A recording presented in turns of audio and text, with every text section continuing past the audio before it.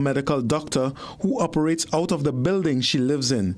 CNC3 News understands that repeated requests by Colin MacLeod, one of 11 attorneys representing Sabga, are yet to receive a response from the Commissioner of Police. As part of a house arrest, Sabga has been confined to a home at Regent Towers, West Moorings. She was ordered to surrender her passport and any travel documents and is not allowed to communicate with any persons other than through her attorneys without the prior approval of the Commissioner of Police. Sabga is also denied access to visitors unless approved by Commissioner Alistair Gavaru. Speaking with CNC3 News, behavior change management consultant Dr. Sean DeMills says Sabga's mental health must be taken into consideration. He says the delay or denial by the state not to allow Dr. Jacqueline Pereira Sabga to visit her client could be cause for judicial intervention. Most persons who are over the age of 60, they have a doctor that they see to deal with some kind of issue. And you cannot deny someone medical healthcare access. Actually, it is against the United Nations Charter. So I am surprised to hear that these petitions are being raised repeatedly.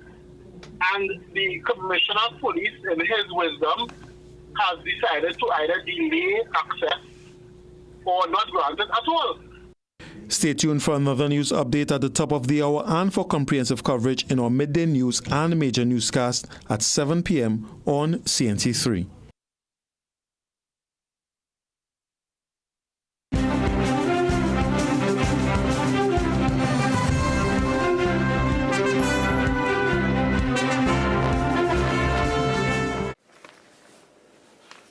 Good morning, Trinidad and Tobago. Good Wednesday morning. Today, Wednesday, I'm seeing here 19th of August 2026. It is time to get the ball rolling on what is going to be an action-packed installment of your morning brew.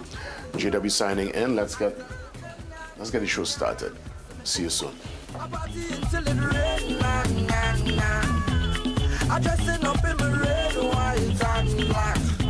I don't care what nobody say. Every carnival I done day.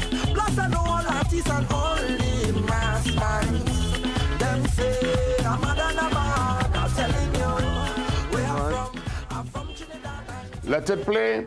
As a trainee, and I'm from Tobago. Tobago, yes. Oh boy.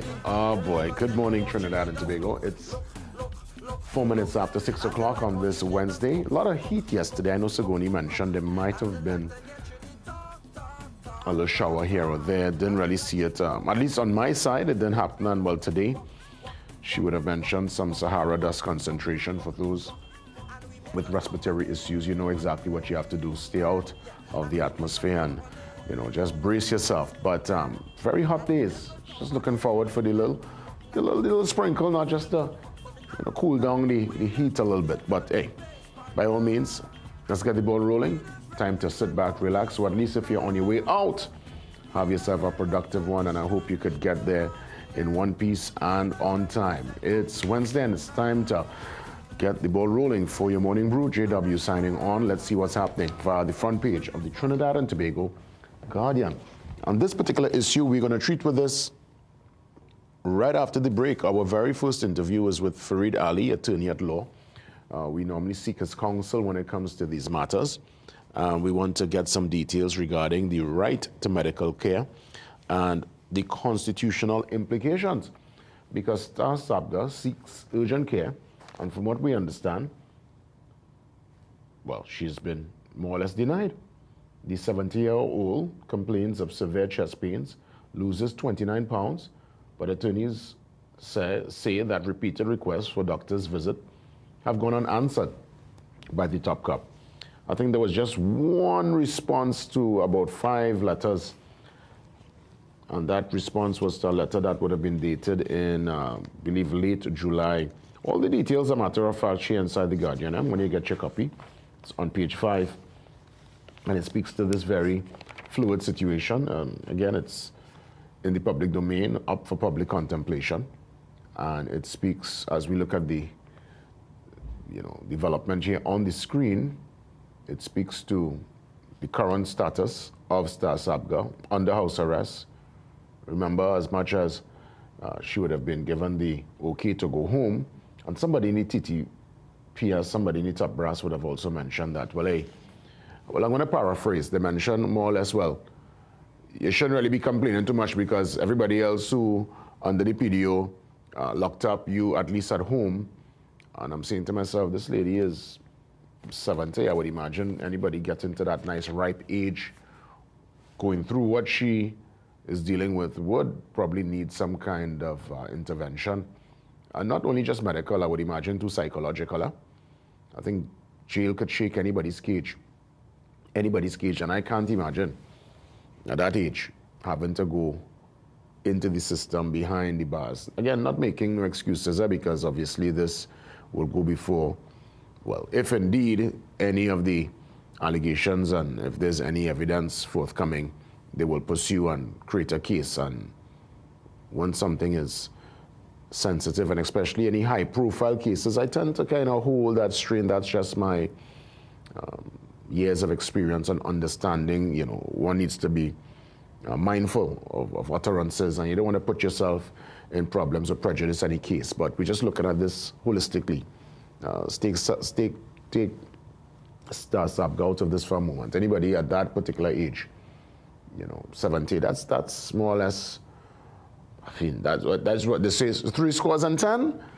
You have made it. You have gone to a particular threshold, and I would imagine there would be at that particular juncture in life just, you know, that much needed checkup, especially if you're going through something that's new and something that's stressful. So that story here on page 5, you can read all about it. Also, as it pertains to the PDOs, a penal woman among 5 issued with PDOs. So that story also develops on page 5.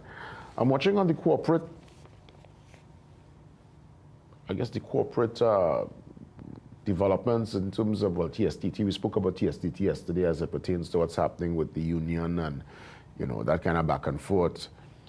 But I'm seeing where the acting CEO, well, after seeing our former Keno Cox, he's been replaced after an appraisement. There were, well, an appraisal and assessment. Someone new is heading TSTT, and that person now, it's the new acting TSTT Chief Executive Officer, a man by the name of Reza Hussein, who comes with, from what I'm seeing, a wealth of experience. He would have held certain senior positions within the company, well, within telecommunications on a whole. And, well, the board and the minister, they have put forward, well, a new acting CEO. His name is Reza Hussein, and former acting CEO Keno Cox is no more. I guess he will, you'll figure it out. They were trying to get some commentary from him, making calls, and, well, the calls were unanswered. And apparently the saying here, I'm going based on the Guardian report on page 7, they're saying that it ended quite amicably. This is the remarks of the minister, Minister Padarat. He says there was no incident involving security personnel escorting Cox from the building. I mean, that would have been that's not nice, you know. I went through that once where, you know, you go, you talk to management as making a move. As a matter of fact, to come here, you know, back in the day with my colleague Blaze, and I remember when we told the previous dispensation of the move, we were told, well, with immediate effect to leave the premises, and security escorted us outside. I just find it's a kind of, when people do that, it's a power play. It's a kind of almost trying to embarrass you, to put you up. It's unnecessary. Security escorting you out because of why? What are you going to do, you know, in a scenario like that? So I'm happy. At least that's what the minister says. I guess if we get a chance to talk to former CEO Cox, I guess he could either confirm or refute. But he is no more, and there's a new man at the helm of TSTT. And as it pertains to CSEC, well, the results are in. From what we understand, no major incidents. People got a little issue, some, getting into the portal, but more or less the results are in. It's time for our bigger students to really sort out what's the next move. Is it further studies? You're going to use these passes and go straight into the world of work. What's the next move? I guess this is where you sit for a moment and figure it out. But we are seeing some great reports with some students who would have done well. A young lady, I believe Debbie, you know, she from DB side, she had some challenges and was able to top marks, and some young boy also from Prez. Amy Prez, Naparima, my apologies there, Naps. Yes, the young man, Naparima College. Reginald Mohammed. Yes, man get 5 Cape distinctions, you know. Well done. I mean, Naps always in the conversation. I mean, no, you know, just, you think of the top schools in South. Now, every school is a top school, but there are certain schools that clearly, based on their reputation, the legacy, what's required when the students go there, the kind of competition and everybody keeping each other sharp. You see certain results really top tier in certain schools over the years, and I know Naps is always in that conversation, so congrats. And I'll get the young girl's name because I saw her featured on the news last evening, and I think I would have put a little note here. When I find the young lady's name, I'll definitely give us a mention. So, with that being said, we head to the back page. The under-14 team didn't really work out for them against Haiti. 4-1. Serious lesson. We had the draw against Puerto Rico, and, well, clearly a loss, serious loss here too against Haiti in the under-14 challenge series. It's happening out there in the Dominican Republic in DR, in Punta Cana. So, to the young boys, valuable lesson. It's all part of the process. I guess there are valuable lessons in a loss. You feel the sting of it, and there is that assurance within self, I hope, to not go through that again, and you kind of pull yourself up and put a better effort and fight for the next match. Let's head to the brief on this Wednesday morning. And of course, I didn't get a chance to mention young Tasia Wellington with the tennis. Well done. That's the back page picture. So let's move now to what's happening with the Cape. That's right. You see, I remember I told you about the DB student. Her name is Summer Lashley. She's there with her mommy, Darlene Wren, and she's from DB Secondary, a student who secured, hear this, 8 Cape grade 1s. That is a performance. And we understand she had some challenges, you know. You know, she had to really, I mean, who doesn't at that age, right? Distractions, you know, so much coming at you. So for this young girl to really buckle down, young Summer, clearly academically inclined, brilliant, sharp, and she is on her way, clearly, to great success. Summer, don't let nobody distract you. Don't let nobody try to diminish your light. Keep pushing on. You're on your way. Trust and believe. You have it. Clearly, there is that capability to keep the ability there. You have it. That's a big achievement, and I hope that, you know, she could continue with her studies and take it as far as possible. So, you know, kudos there to the DB secondary student, young Summer Lashley. Congratulations. I'm seeing what TNT means to me. A short response today from Mr. Sanka Gangadine. He says, I born and grow here, so it means everything to me. Simple, yeah? He says he born and grow. This is his land. It means everything to him. So with that being said, as promised, Farid Ali, attorney at law, gives me some legal advice. The right to medical care. Let's hear what is said via the law and also just via international best practice. Farid Ali joins me, and later on inside the hour, Crystal Ash, president of Tutor, treating with the CSEC results. But up next, Farid Ali, right to medical care. And they like what you need, that's cook. Summer Stage Festival, Saturday, 22nd August. Queen's Park, Savannah. TJ. Alongside the Vendetta Boss.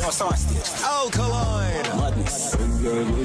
And the Bajan Sensation.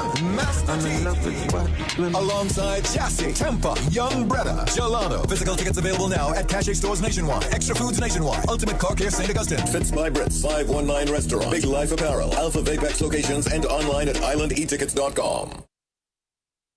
Magical Expressions Limited is the largest local importer and distributor of fresh cut stems, offering the widest range of beautiful flowers at the most affordable prices. Call us today at 701-6488 or visit our website to order.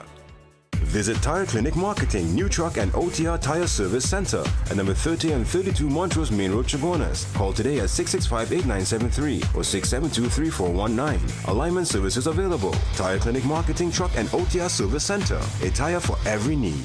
Looking for the ultimate gaming experience? Welcome to Phase 22 Gaming Lounge, where gamers of all ages come to play, compete, and have fun. Dive into your favorite games on PlayStation, Nintendo, Xbox, or race on our high-tech racing rigs. And experience the thrill of VR with PlayStation and MetaQuest. Our lounge is safe, comfortable, and perfect for everyone. When you're done, check out the latest gaming systems, accessories, and even Samsung and Apple phones. Visit us on the second floor of Gulf City Mall or call 786-2404 to book your gaming session today.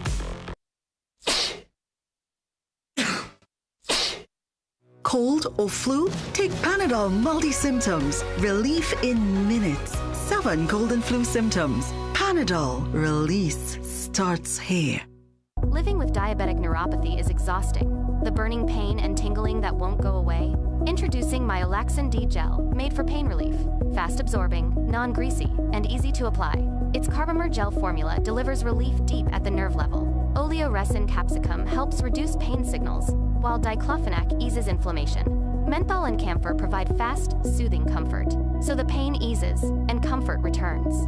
Size doesn't matter. This 15-gram tube gives you maximum relief. Myolaxin D Gel, available at pharmacies nationwide.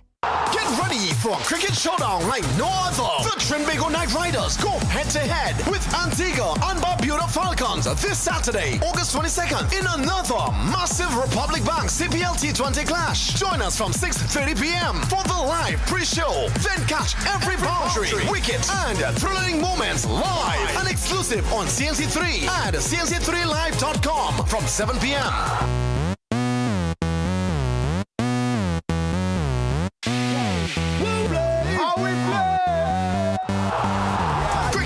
This year.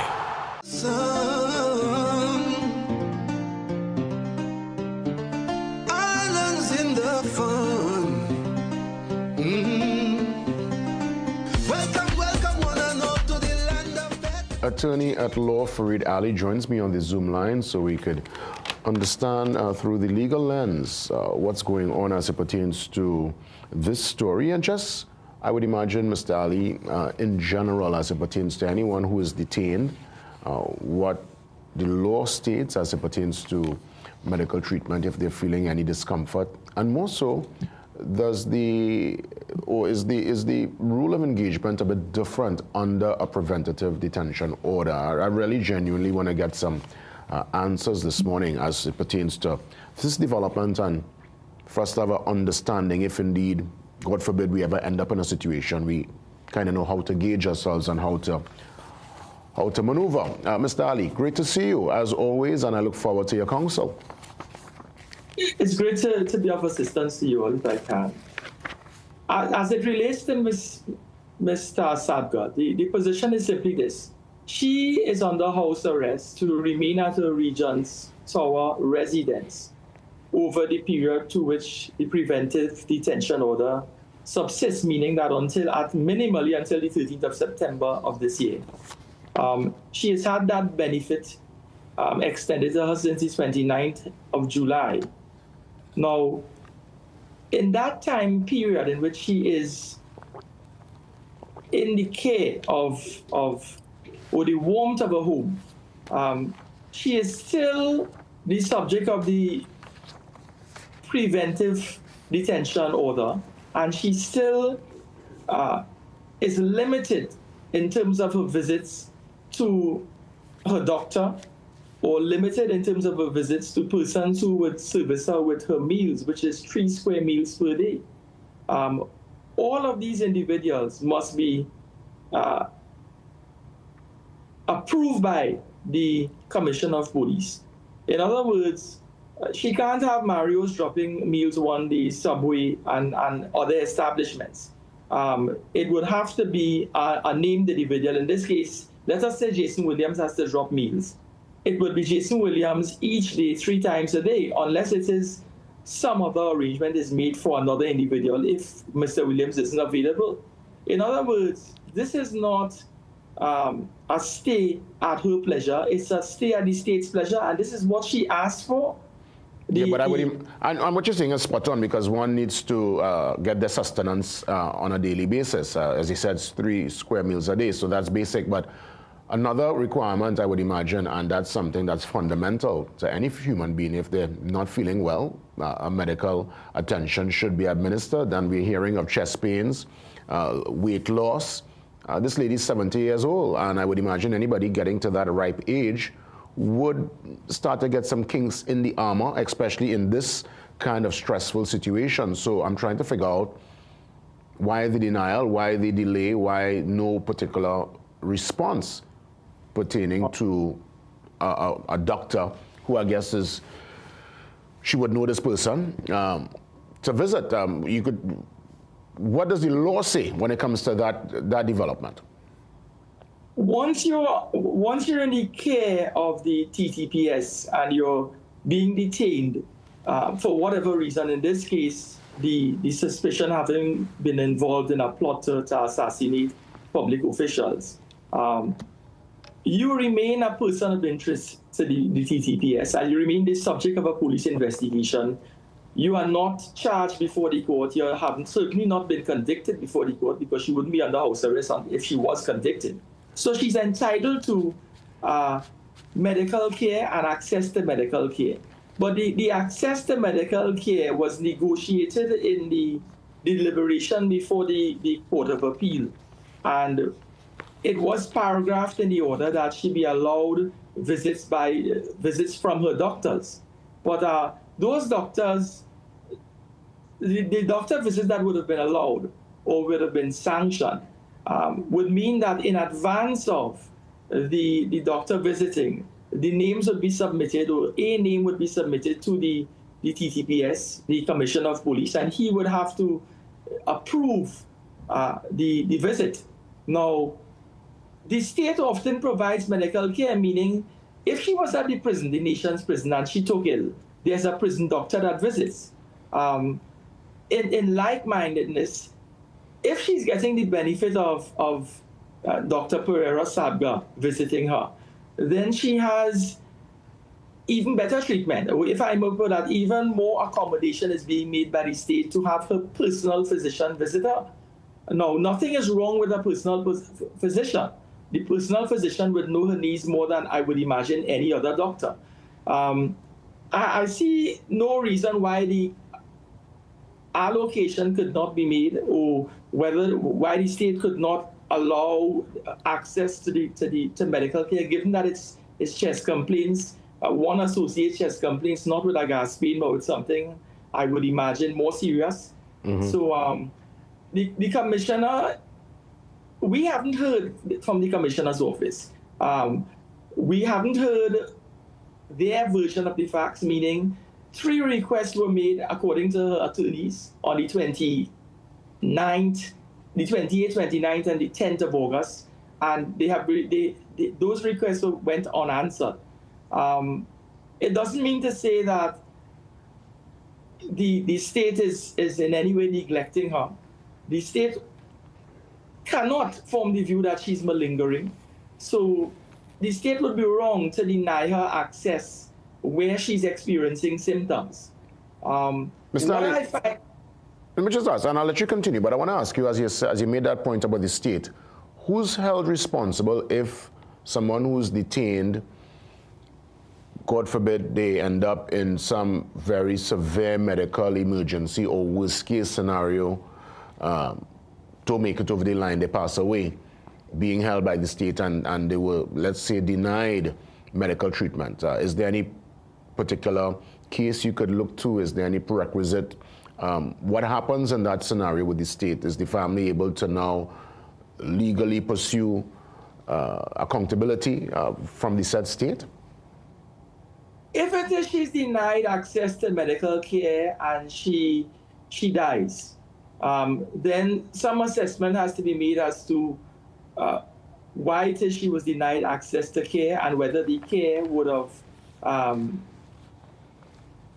placed her in a better position to avoid death, or whether the access to a doctor would have changed the situation or her circumstances. So I think that the state is playing with fire when they deny access. A certain amount of medical negligence becomes an issue when you don't get, when your doctor ill-treats you and it causes death. And the same applies with regard to the state. If the state is negligent in allowing her basic access to medical care, and it is proven that the state's negligence in allowing her, in denying her access, compromises her health to the extent that her conditions becomes exacerbated, let us say, God forbid, she dies, then that would be a basic denial to access to care that the TTPS would need to justify why it is they denied us, especially when there's a court order that allows for medical visits. What I'm saying is basically this: her constitutional right to life, liberty, security of person, enjoyment of property, it subsists even during this detention. And her access, her right to life includes a right to medical care, and a right to life includes a right to access this care if a situation presents itself. And in this case, if she's experiencing chest pains, then we see no reason why it is the state ought not to make allowances to allow her access to the doctor to ascertain how serious the condition is. But we haven't had the benefit of hearing what the Commissioner of Police office, or the Office of the Commissioner of Police, says in relation to the allegation by her defense attorneys that 3 letters were written and they have been ignored so far. You know, it's a risk that the state is taking in denying her that access. The fact that she's lost 29 pounds since her detention, that may not be linked to her medical condition. The stress of having spent that time in prison, in the women's penitentiary, and having had to go through the highs and lows, the ebb and flow of not knowing if you'd be released into your home. That could have caused the loss of weight, but we're not here to assess her medical condition. Generally, given her age, given that she's losing weight, given the fact that she's experiencing chest pains, the police should allow access. But the issue is it can't be accessed every time, 3 times a day. A doctor can't go there and live with her. Remember, being under house arrest, there are rules. And and in that regard, and I'm glad you mentioned that, because there is an argument, a counter-argument that's floating around, and I heard a senior official yesterday mention that, well, she's home in a way better position compared to those who are still actually held in a 4x4. I don't know how these cells are set up as it pertains to those who are behind the bars. So some are suggesting, well, what's the big deal? You wanted to be home, you're home right now, more or less. I'm kind of paraphrasing. People are suggesting, not me, I'm just bringing another side of the argument to the discussion. They're suggesting that, well, cool it, at least you're home, and home should be a way more comfortable place compared to the facilities you would have been in the weeks prior. What's your response to that counter-argument? I'm sure that there are 400 plus persons who are in her situation, meaning the subject of a preventive detention order, who would love to exchange positions with her, who would love to be living at Regent's Tower, in the warmth of their home, access to food and drink, access to whatever you want to drink, access to a meal of your choice, air condition, comfort, the ability to exercise yourself in the space that you're in. I know that from what I've read, devices are withheld from her, meaning that she can't make calls, she can't Zoom like we Zoom here. She has to bear in mind that the compromise is a compromise of she's operating from her home. Anyone would appreciate that position. Any sane person who recognizes the seriousness of the allegations against them, any reasonable person recognizing where they came from in terms of prison and the inconveniences associated with it. She is free to change her clothes as she wants. She's free to enjoy the benefits of a space, drink juice, peanut punch, Milo, anything she wants. In prison, you have to drink and eat whatever the prison provides.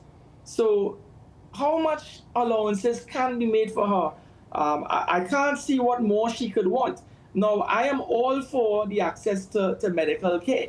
I think that is essential. That's a right that any one of us would want to benefit from, given our condition or given our particular situation. It's not as if she doesn't have the benefit of her space. The thing about prison is the confinement gets to you. The distress associated with living in an environment where everything is limited, where the access to a clean environment, a sanitary space, a personal toilet, these are things that is a psychological burden one carries. But when you're in your personal space, you and I recognize that, upon whom much is given, much is required. She has to at least be thankful for the fact that, she has a court order that allows her to enjoy personal space and her personal property. 400 plus persons would love to exchange position with her on a given day. One wouldn't, you don't want, the next request that will be made of somebody who's in custody is what? They want access to the pan and powder event this afternoon at the Queen's Park Savannah. The benefit that she has is the benefit that anybody else would embrace. And in a short note, she has her right to access to attorney under Section 5 of the Constitution subsists, and she has that right. That remains in place, meaning access to attorney to prepare her legal matter. I've read where... Do you think? Let me ask really quick because, and I want you to continue, finish this point, but something crossed my mind. Do you think there is a element of doubt by officials? Because we have seen time and time again where high-ranking officials, ministers, you name it, anyone who is of a particular station in life, once they're arrested, I'm not talking here, I'm taking Star Sabga out of this discussion, I'm just talking generally. From the time somebody's arrested on a particular level, they are taken to hospital immediately, they complain of not feeling well, and all of a sudden it becomes a hospital scenario because they don't want to go into the system per se. You think that reality creates some kind of doubt as it pertains to this situation and other situations when it's a high-ranking person? Because we have seen a tactic already, yeah? Well, I'm not conceding that it's a tactic. She has attorneys. No, I'm not just talking about this particular case. I'm just talking generally because I recall Minister Lee. Where was he taken when he the second arrest and he's before the court? He went to hospital, and he's one of many who go to hospital. Once you're a high-ranking person, you get arrested, you go immediately to the hospital. That applies to you and me. That applies to the man on the street. That applies to anyone. Really? If it is we get arrested and the first thing we say is we're not feeling well, we're feeling nauseous and dizzy, and the police can't take that chance that nausea and dizziness escalates into something more serious, and then there's a heart condition and compromised health and possibly death. So yes, it may seem like a tactical move to indicate one is not feeling well. But we can't say that this is tactical on the part of Star Sabga.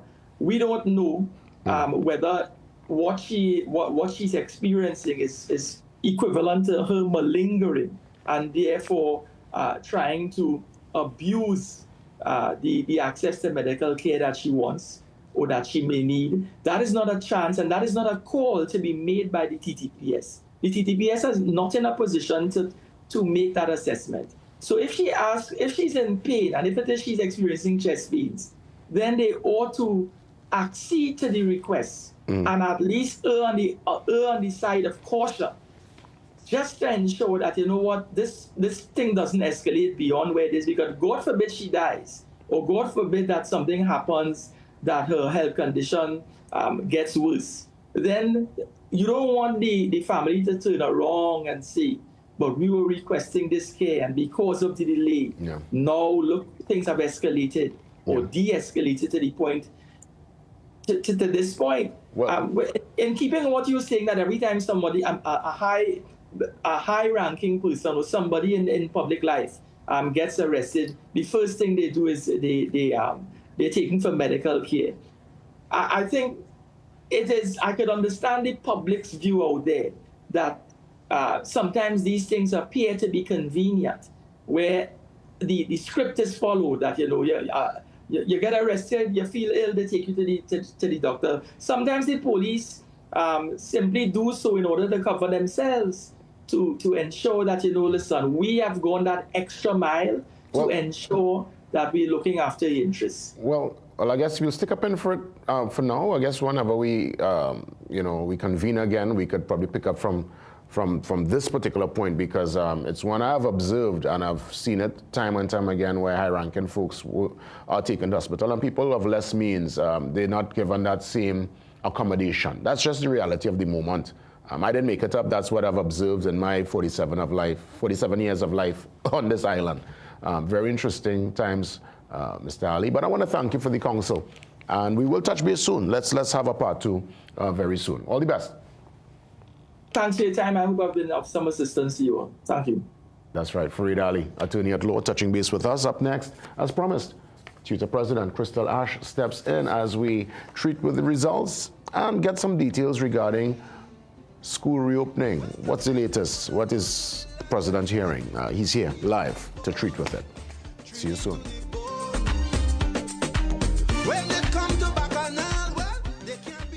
Truth be told, here at GMMB, love is the currency.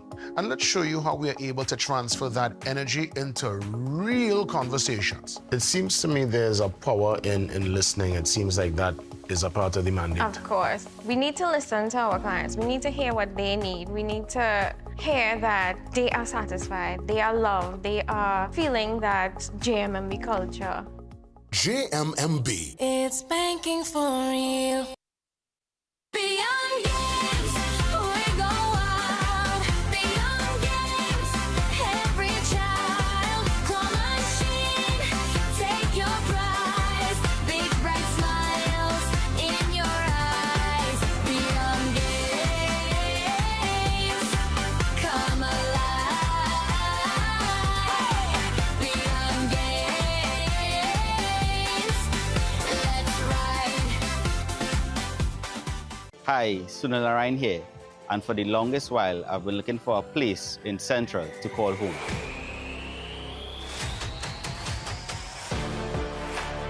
I didn't have much experience in home shopping until I visited Avidan Properties Limited. They made the process so easy, and the quality of homes are truly amazing. If you're looking to get your future home, then I definitely recommend Avidan Properties Limited. Great deals with PRW Back to School. Save big with a laptop starting from $3,250. Samsung A9 tablet only $1,199. Printers from $650. Smart TVs from $1,150.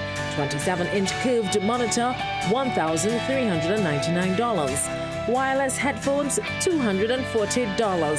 HP and Epson inks available. Call PRW today. Summer Stage Festival, Saturday, 22nd August. Queen's Park, Savannah. TJ.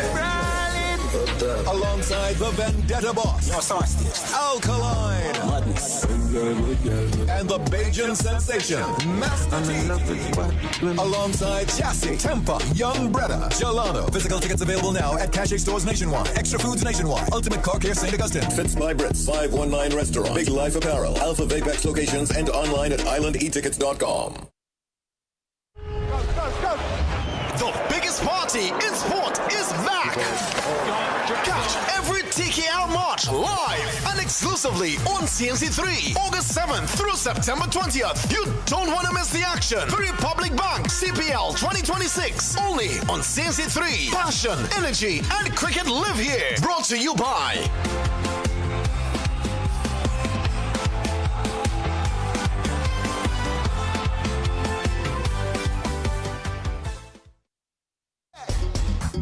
This is the next generation.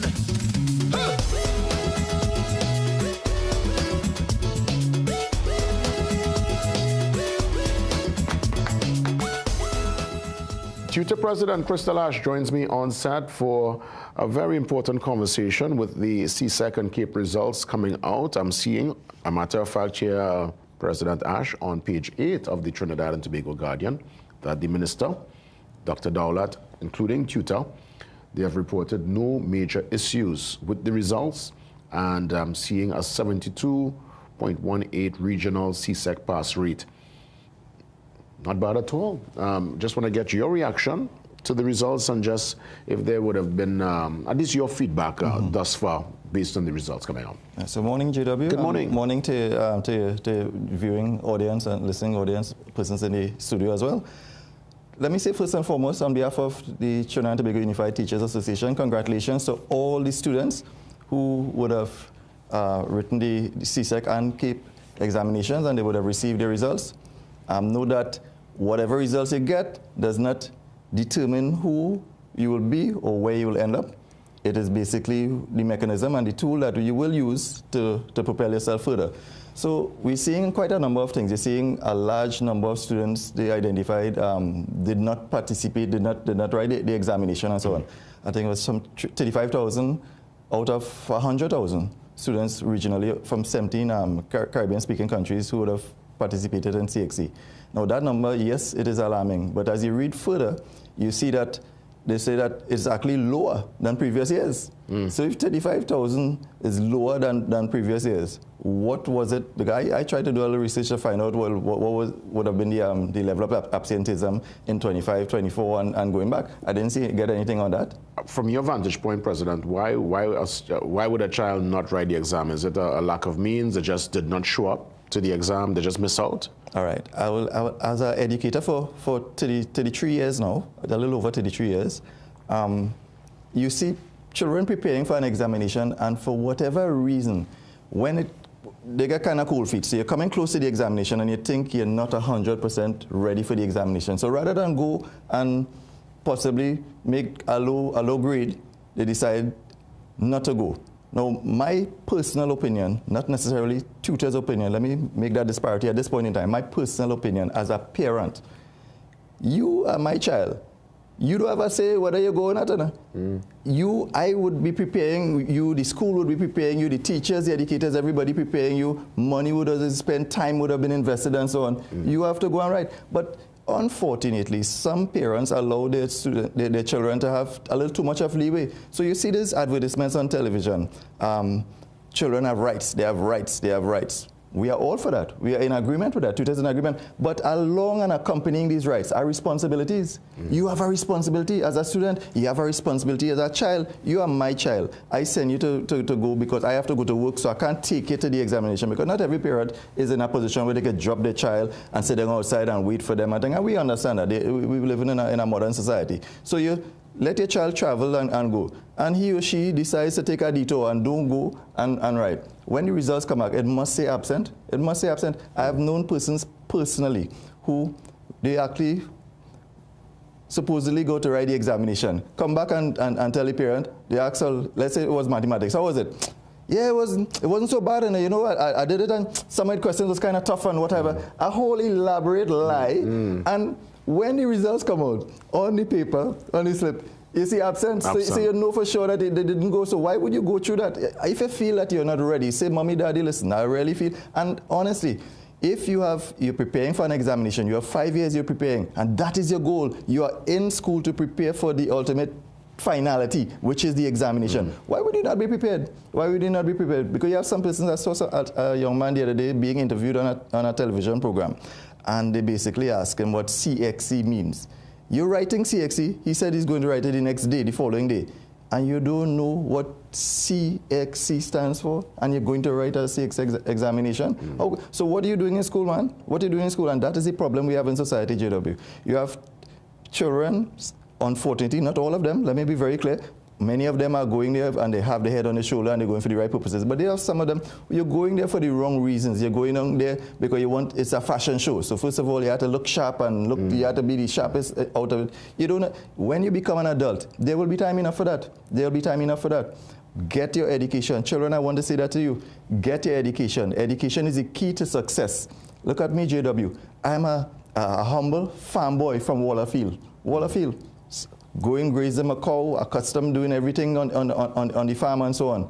And I would have propelled myself in my career in terms of teaching, and look where I am today. Yeah, for sure. Yeah. For sure. You know, and it's an important point, and it's one where the onus really is on the student too, to understand, yes, we could cast blame on the school and the administration and sometimes the parents, but there needs to be that personal little fire. And it's not about, you know, I mean, like I'm seeing some young boy here from NAPS, the young girl from DB, distinctions. I mean, we're talking here, amazing marks. It's not about sometimes... We have students doing well, exceptionally well. And kudos to them, but for the child that probably might be average or below average, at least, you know, come out understanding the basics. And I've seen where many students would have ducked class when I was going to school, and the guys would have been not taking it too serious. They are the ones under sometimes the most extreme pressure now, you know. Exactly. To be quite honest. Exactly. You're correct. You're 100% correct. And if they could turn back the hands at time, I think they might have gone about it a bit differently. Most definitely. Most definitely. Because I've had conversations with many of my friends who we went to school with, and sometimes they see you,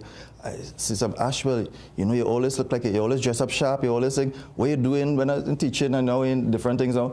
I said, so what's going on with you? He said, well, you know, things were a little tough and so on, because, you know, life hasn't been so easy. But what you put in is what it does get out. But it makes me wonder, should we, and again, this is a deeper and a bigger conversation, because this will take a whole remodeling, as it were, and an overhaul of the education system. For those who really just academically can't come up to scratch, they don't have it, they don't have the interest, they don't have the passion, what can we put in place for them in their 5-year journey to ensure that we tap into some area that they're passionate about, that they can go and have a successful life? Because I mean, we need the tradesmen, we need the entrepreneurs. Some people just have business head. Of course. They might not, a lot of successful businessmen, as a matter of fact, some never even graduate, but they were able to, they know how to buy, they know how to sell, they know how to, you know, to make it happen. They're good at those things, exactly. How do we tweak the system to at least to accommodate those students who clearly the academics is not for them? But we can't just have the one model fits all. Definitely, we agree on that. I mean, it's a global thing. Everybody has agreed to that. But what to put in place? Now, I must give a little kudos where kudos is due. I know that the Minister of Education, the ministry, they're trying to ensure that all those SECVOC areas, that's the technical vocational skill areas, they ensure that they have teachers, they ensure that it is being revamped and re-energized and rejuvenated. Because they have noticed that, listen, not every child might be 100% academically inclined. And therefore, we need to put something in place for them in society. We can't simply say, listen, everybody. And you correctly said that, because if, who gonna fix our car? Who gonna do electrical and so on? Yeah. And these fellas make good money, you know? They make good money, and this is something they have to see. They have to see it as an economically viable option, and not just don't do anything. But I think greater than that, you see the home and the family, JW, I think that is the key. I want to say that today on television, that is the key. The key to success to our children, to our nation's children, to our school, to our society is the family. And that is the problem. The eroding of the family over the years, because of different things, because family members, parents have to go, they have to work long hours. Sometimes they have to have multiple jobs because they have bills to pay. It is challenging. You know, you mentioned that with family, and I want to take it now really fast before I get to school reopening, to the union family. You represent a union, you represent the interests of teachers, and you're part of a greater union ecosystem. And we find ourselves in an interesting time where the claims are the unions that would have aligned themselves with the government seem to be the ones that are to the front of the table having the discussions and at least being given the assurances that what they're requesting will become a reality. And those who would have remained neutral, we're talking tutor, we're talking nurses, a lot of them would have remained neutral. You all stayed out of the political hustings, more or less kind of been given a kind of cold reception. What's your take on the current union climate, especially as it pertains to unions' involvement, as it were, with the powers that be? But JW, you hit the nail on the head there, and you know, as the old people say, plain talk, bad manners, because it's true. Because certain unions would have taken the position, listen, we are non-partisan, our interest is the interest of our workers, our members and so on. It would seem as if we're being put at the back of the class. So all that you would have fought for, all that you would have signed to and agreed to, you're waiting and there's no definite timeline given, there's no communication at all. And then you're seeing other persons who would have aligned themselves with specific political party being able to jump the line. Now, bear in mind, Tutor has no problem with any union receiving anything better for its membership. We applaud them and we will be glad for them. However, there should be some clear and transparent and objective way of doing this. Not to say, well, I'm giving my friend. So JW is my friend? Come to JW. Yeah, Ash, you stay in the back of the line because you're not my friend. You didn't support me. That is not how it's supposed to be. Because political maturity is something that I have always said, I wish that our country could come to that realization at some point in time. Political maturity. Well, listen, we don't have to be, we are not enemies. You might be my political opponent, but you're not my enemy. We are working for the common good, and the common good is Trinidad and Tobago. Yeah, understood. And let me ask you quick before we get into that school reopening details. When a union leader makes a decision to align themselves with a government, is it that they do it based on just their own interpretation of the moment, reading the room, or there needs to be consultation with the union members to make such a move? Yeah, so, well, I can't speak for other unions. Tutor has structure. But Tutor, President can't go and do that at all. Okay, so the union itself, we would meet the General Council. If they say, listen, well, Mr. Ash, we go in and align with political party A. That's the direction Ash had to go. At this point in time, Tutor has never done that in the past, and we have no intention of doing that at any point in time. Because I recognize even your predecessor, Mr. Lumpkin. Yeah, he never. Yeah, all down Pfizer, but honorable man, yes. Yeah, he stayed clear that you stayed clear. Yeah. So Tutor's maintain a particular standard in that regard. And thanks for that clarity. How are we looking for the reopening? I'm seeing, I live close to a school, like literally next door. And when I look at, I hear clang, clang, clang, clang, tick knocking, I see man with paintbrush, I say, boy, work's happening. You know, it seems like things are happening. Yeah, but by whom? Who doing the work? Is it the Ministry of Education or is it the principal just trying to ensure? Because I see one man has one lonely man by himself. So no contractor come in and drop no one employee there, right? So one man with a paintbrush and a paint pan. You see, this year, I don't know what happened, but I believe the Ministry of Education dropped the ball. I've been honest with you, because repairs would have started extremely late. You're talking about August. You had the whole of July, nothing taking place. Then nothing in July? Nothing happened in July. Then you're talking about places, very few. I can speak, let me tell you, I know one particular district, I did a little home lesson yesterday to find out how many schools are being repaired and in different districts. And the numbers are very, very small, very small. I don't know for what reason, what is the criteria of the Ministry of Education, because there's no consultation with Tutor. They don't ask Tutor to say, listen, are you aware, or are you familiar, or has information reached you in terms of any school that is in need of dire repair? They could ask that. We will be able to answer. We will be able to tell. And you know you have a database. We will share. We have on the field, we have people called district field officers. And our district field officers get the information from the school directly. And they send it to us. So we have it, yes. So we could share it, and we have no problem sharing it. But do they communicate? Do they reach out? So in terms of reopening, well, there are a number of things that we have to look at in terms of reopening. And coming to the 7th. The 7th will be a very interesting day, that day of reopening, because remember, teachers didn't get their back pays yet. So all of that we consider, and we will find out. Well, President Ash, I could tell you, I know for sure we would touch base, I'm sure before the 7th or the week of that reopening, and I hope if there's any new development, if there's any positive news, you can report it to not only myself, but the nation when we get a chance to meet again. President Ash. Thanks a million, JW. Always a pleasure. I appreciate it, yes. Always a pleasure. We get ready for the 7 a.m. news update, your calls, and so much more on the other side. See you soon.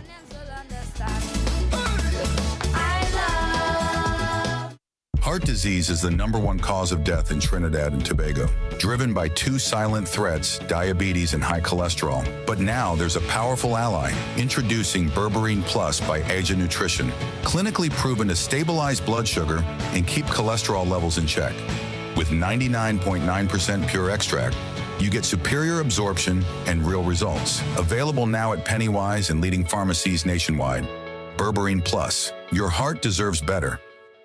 Textbooks, screens, late nights. Your eyes work hard through every class, exam, project, and deadline. Ferrara Optical has eyewear specifically designed to reduce eye strain so nothing holds your learning back. For a limited time, youth get a free frame with lenses from just $495. Scholars get frame and lenses starting at only $750. And lifelong learners save up to 30% off your purchase of advanced lenses like Eisen and Transitions. Less strain, more focus. Your vision without limits. Visit Ferrara Optical in store today. This promotion is NLCB approved. Get a loan at Bremont. The process is simple. Fast and efficient approvals. Receive funds within 24 hours once approved. And no penalty for early repayment. Located at 4 Gallows Street, Woodbrook. Remember, we like to lend. Every project begins with a vision. A roof built to last. Windows that open new possibilities. Coatings that protect. Finishes that transform. At RSL Group, we supply and install trusted building solutions for residential, commercial, and industrial projects. Proudly serving Trinidad and Tobago and Guyana while exporting throughout the Caribbean, one project at a time. RSL Group. Experience you know. Quality you can trust. Summer Stage Festival, Saturday, 22nd August. Queen's Park, Savannah. TJ. Alongside the Vendetta Boss. Alkaline. And the Bajan Sensation. Master T. Alongside Jassy, Tempa, Young Bretta, Gelano. Physical tickets available now at Cache Stores nationwide. Extra Foods nationwide. Ultimate Car Care St. Augustine. Fits by Brits, 519 Restaurant. Big Life Apparel. Alpha Vapex locations and online at islandetickets.com.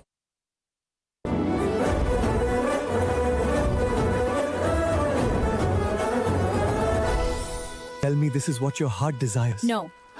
You never invested with First Line. I need financial stability. So no, I can't. Real love needs real planning. First Line Securities, helping Trinidad and Tobago invest for over 2 decades. Invest with us. Go to firstlinesecurities.com to begin investing today. Period nights don't have to look like this. Move less, wake up to change. So change for a real night's sleep with Always Overnight. Its 3 times protection system absorbs, locks the fluid, and keeps it away from your skin. For protected nights without leaks. Always. You can tell from the crowd who's up next. It's Trinray's star player, whose world-class stats put him in a league of his own. Trinray's risen to become a true force to be reckoned with. With an unbeaten Carry A rating, they boast a strong solvency and A-class service. Ladies and gentlemen, you're witnessing Trinray's financial and technical strength at its best. Trinray, premier insurance coverage for less. Gaming Express Limited is a premium importer and retailer of the highest quality brand name electronics. We stock the widest range of PlayStation, Nintendo Switch, Samsung, and Apple devices and accessories. Visit us at Shop 52, Level 2, Gulf City Mall in San Fernando, or contact us by phone or WhatsApp message at 687-7480 or 301-9797 or 798-1280. Like our Facebook and Instagram pages for updates on products and services. Some moments change everything. Your family's first memories.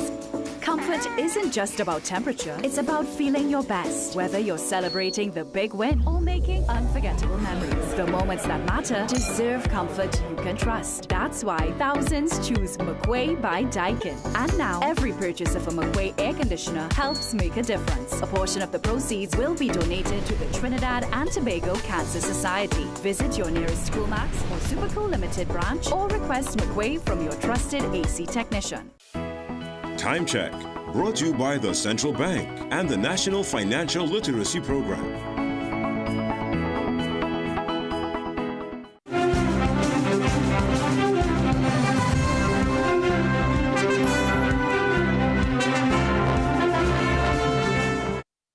Good morning, I'm Doris Polo with headline news on CNC3 and the TBC Radio Network.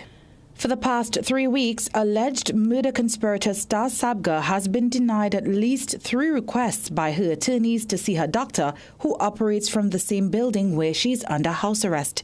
CNC3 News understands that repeated requests have gone unanswered by Police Commissioner Alista Guevara. Sabga is confined to her home at Regent Towers, West Moorings, on condition that she surrenders all travel documents. She is also prohibited from communicating with anyone other than her attorneys and cannot have visitors without approval from the COP. Behavioral Change Management Consultant Dr. Sean DeMills says the continued refusal to allow her to see her doctor could warrant judicial intervention. Most persons who are over the age of 60, they have a doctor that they see to deal with some kind of issue. And you cannot deny someone medical health care access. Actually, it is against the United Nations Charter. So I am surprised to hear that these petitions are being raised repeatedly. And the Commissioner of Police, in his wisdom, has decided to either delay access or not grant it at all. Meanwhile, senior government officials say the police commissioner did not breach protocol when he left the country last week. They say Alista Guevara was granted emergency leave and permission to travel by the Police Service Commission. However, they have not said when he left or when he's expected to return. Guevara's absence has sparked debate, with some claiming the TTPS has been left without a leader. But Deputy Commissioner of Police Administration, Junior Benjamin, rejects that claim. Benjamin has not received a formal instrument appointing him acting commissioner. However, an official says he has resumed the role. Under normal circumstances, Parliament would approve the Police Service Commission's recommendation for acting top cop, but Parliament is currently in recess. As discussions continue over the rollout of joint police-army posts, questions are also being raised about the effectiveness of police posts already operating in communities. For some residents, the issue is not simply how many police posts exist, but how well police build relationships with the communities they serve. At Ryan's Roti Shop on Pinto Road, proprietor Sarah Sukram says being within walking distance of the local police post has helped keep her business and surrounding community safe. Really don't have a problem in Santa Rosa. We call the police, they're always here on time, whatever. So I really don't have a problem in here or anything like that. But proximity to a police post does not necessarily translate into a sense of security for everyone. That's the view of 81-year-old Modest Garcia, who lives near the Malabar police post. The people just know that the police are there. You know what I mean? That in itself gives you a whole. As to whether or not you will get them when you need them is a different thing. You know what I mean? So there's something they call hope, hoping against hope. Stay tuned for another news update at the top of the hour and for comprehensive coverage in our midday news and major newscast at 7 p.m. on CNC3.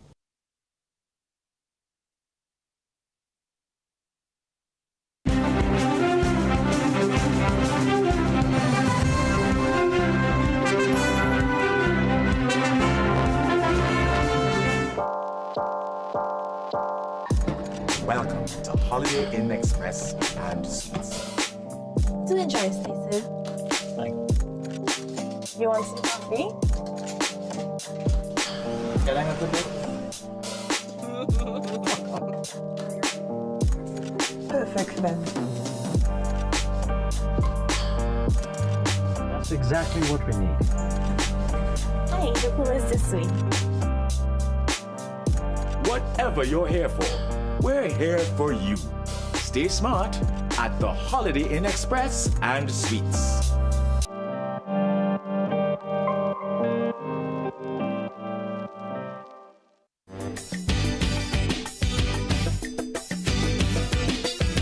I pledge to serve my country, Tobago and Trinidad. Welcome back. 4 minutes after 7 o'clock. It's your second hour. Let's open the lines. We didn't get a chance to touch base yesterday, so we'll make up for that today. Let's try to get as many calls in as possible. And we start with Freeport. Good morning. Hi. Hi, good morning, Jason Williams. Morning. All is well. Go right ahead.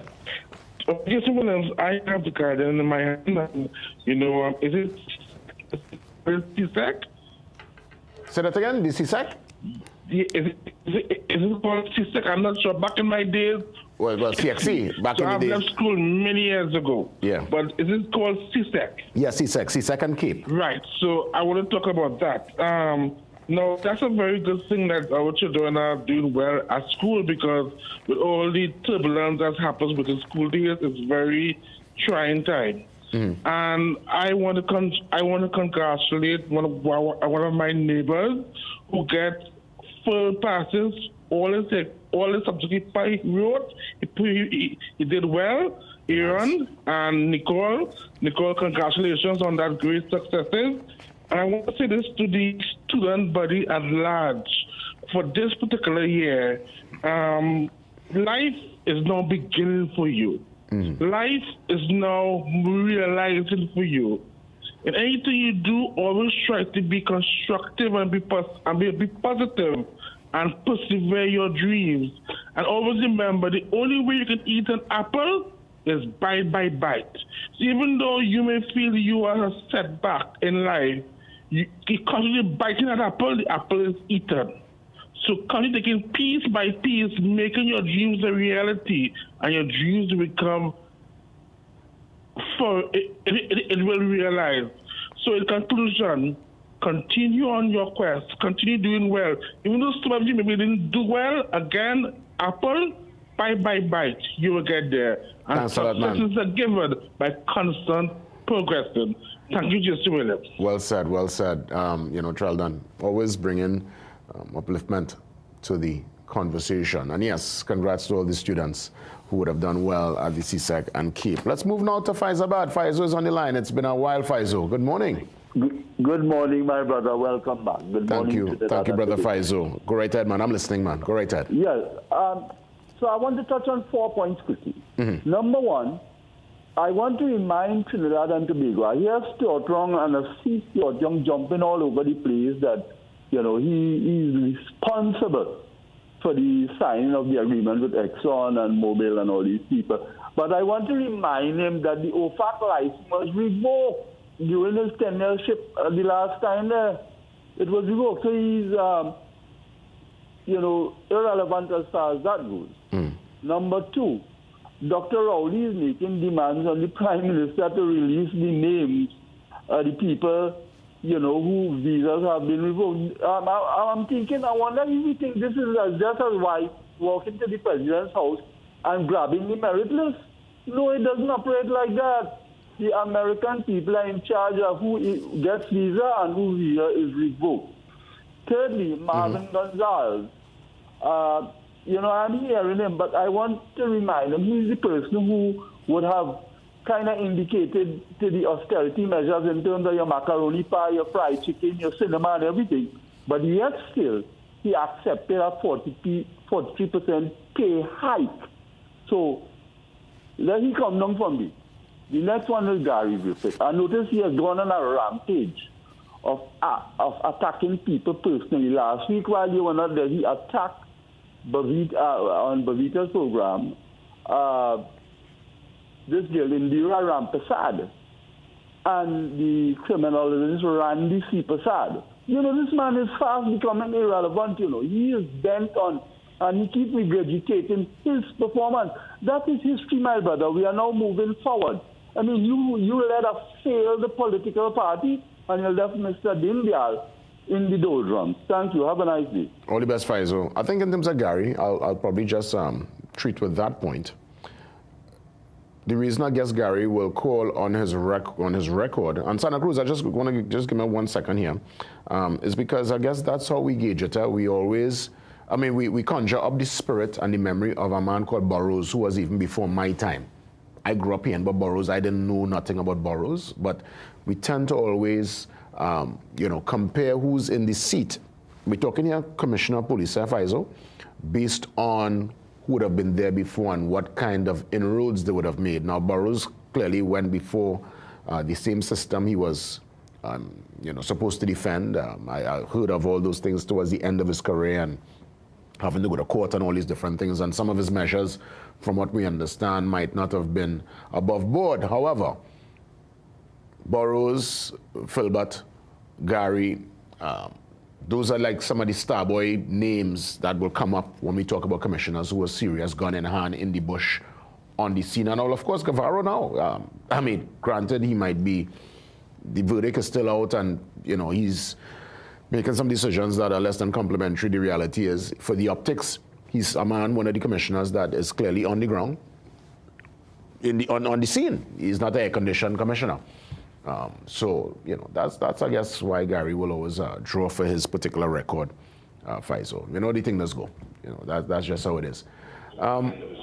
Santa Cruz, thanks for standing by. Yes, morning, Jason. I just want to, before I start my contribution, I just want to say to Faisal, you can't question somebody's contribution because their contribution was based on the context of which the situation takes place.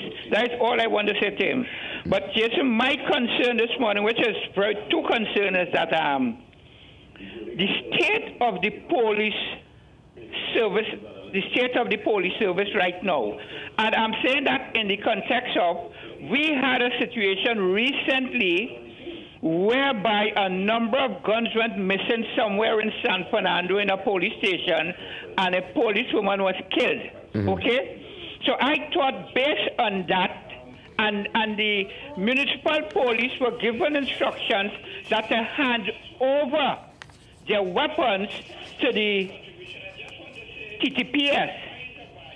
Jason, how come it is that we now handing over the guns to the TTPS, and at the same time the guns go missing? The guns go missing. So we are really in a serious crisis situation, because it means to say we haven't improved on what had transpired in San Fernando. We had not improved the system of how guns need to be secured. And I think it reflects bad on the Commissioner of Police and reflects bad on the Minister of Homeland Security. And I am saying this too, and I want to also compliment Gary Griffith, and I think we need to say again in the context of what you said, when he said you need to review the whole question of the appointment of a commissioner, acting commissioner of police. Because here you have Parliament and Peru, and at the same time you have the commissioner of police absent, and there is no appointment of a deputy commissioner of police. Benjamin can't just assume the role on his own. Parliament has to approve it. So right now the country is operating without a substantial commissioner of police, and I think we need to understand that. And I think Gary Griffith was pointing out that. So I keep saying we need to understand the context in where people making their contribution. My last point is respect to the trade union movement, the PSA. I cannot understand. To me, I feel public servants are the most educated people in this country. And how this bunch of educated people could allow the president of the PSA to continue as the president, especially sitting with the Minister of Public Utilities and lambasting a person of government, an official of government, which is a member of Parliament, an official of government, for questioning the approach that has been taken with this question of WASA. I think the public servant needs to ask this woman to resign from her position because she went sitting next to the minister, lambasting a government official whose authority is to raise issues as respect to any utility in this country. Thank you. This is Mr. Santa Cruz signing off. You're welcome, Santa Cruz. Thanks for checking in. It's been quite a while. Quite a while. We have one more as we look to wrap up the calls this morning. We head to Powder Magazine. Powder Magazine, I'm listening. Go ahead. Good morning, Jason. I want to thank you for taking my call. I want to rebuke what that caller just said of the police. We have a police service, maybe approximately about 7,000. Jason, 99% of the police as the army too. I was a member of the defense force. Are good, loyal, nice, upthink policemen. And I am batting for the police this morning because we are a very lawless society. And we have the police have been doing very good work. We have the police have been doing very, very good work.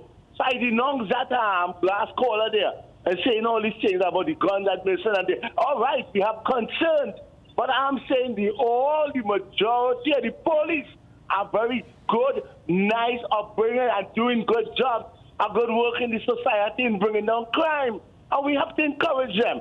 It's not an easy thing for them to leave their homes and put their lives at risk with all these young people who are 15 and think backing at them. It's not an easy job now, right? I am telling you, I am out about 10 years now. I'm telling you, I feel sorry for them, what they had to face with. So I am saying the 99% is law-abiding, good police officers who are working hard to bring the society to some normalcy with respect to crime, and we must encourage them.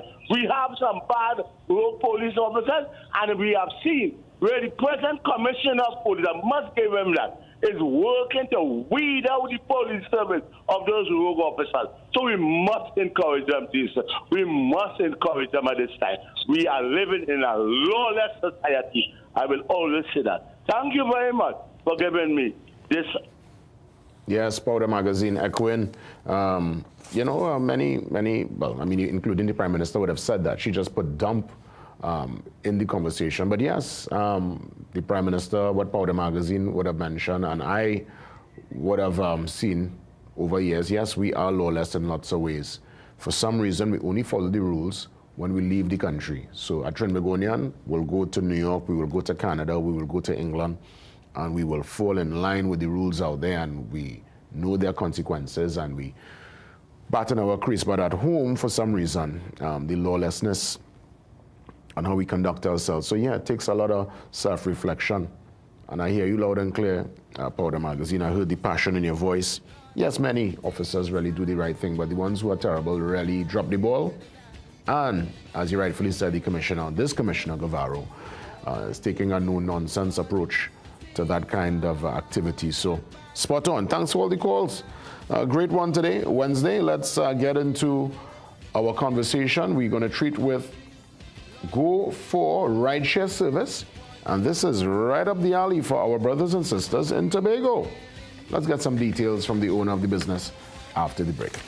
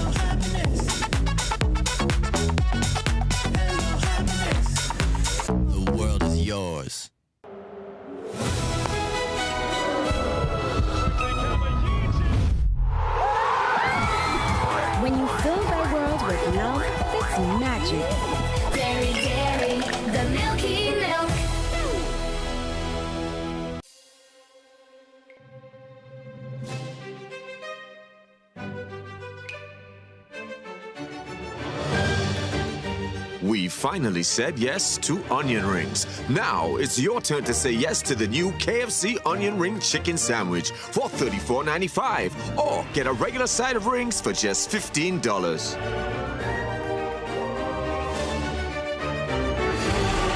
KFC, it's finger-licking good.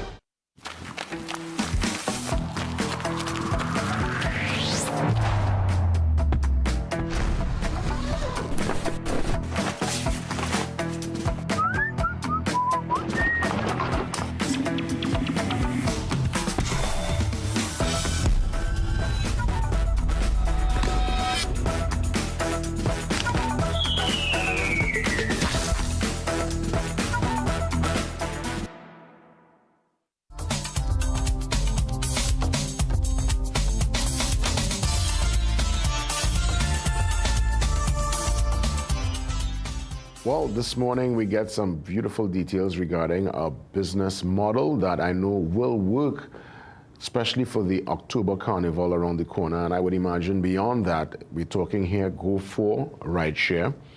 It's a rideshare service. And I want to welcome the founder. He's on the Zoom line, standing by this morning. Sean DeFreitas, who's actually outside getting ready for Tobago Day. Grand celebration there in New York. So I'm happy to hear of the Tobago Day celebration. And I'm happy of this amazing business model that I know will capture the Sister Isle. Sean, good morning. Great to have you. Morning. How are you doing? Good morning to all your viewers. Everybody back home, yeah. Of course. Before we even get into the business model, let me know some more about this Tobago Day. I mean, I didn't even know. Yeah, well, Tobago Day is this weekend. For those that don't know, it's right here in Brooklyn. All the expats, come together. It's a cultural event. It's also an opportunity for local businesses in Tobago to actually, showcase their product to expats and people within the region. So that's why we're here. We're here in New York promoting Go4, the new rideshare service. Sorry, not rideshare, but transportation network system service in Tobago. So folks coming down for October Carnival, expats, we tell them leave their cars at home. We have a transportation networking system now in Tobago to provide, ubiquitous transportation throughout the carnival season. Excellent. So walk me through the business model. Is this a scenario where you're able to book your ride via an app? I mean, everything that was on the phone. Just let's go through the logistics of the Go4 rideshare.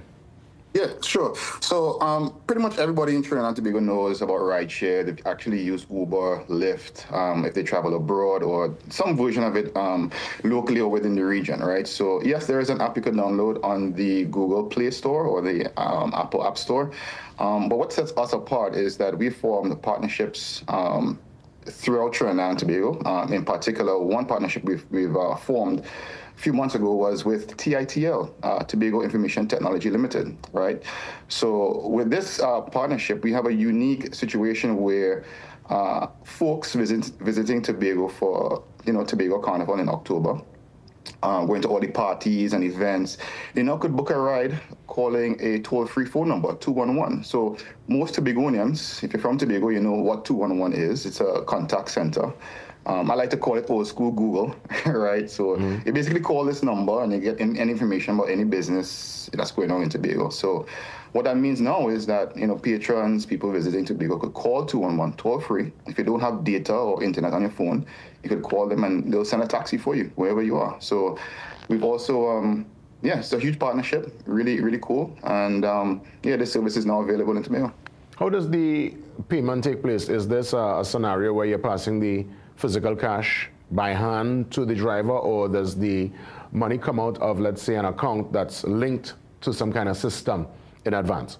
Right. So if you're booking via the app, you have two options to pay. You could pay via cash, where you physically hand the cash to the driver, or you could pay via credit card, right? So we found most people today, especially expats, tourists, people visiting the island, they prefer the online credit card payment. It's convenient. They don't have to carry cash. All they need is their credit card, and they pay for the service.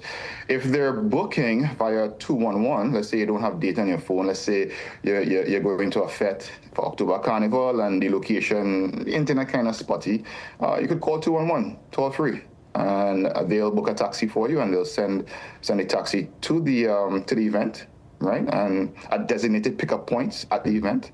And you'll be able to take a taxi and go wherever you need to go in Tobago. At a 30% discount, right? Just by visiting or attending the party, right? Or the fete.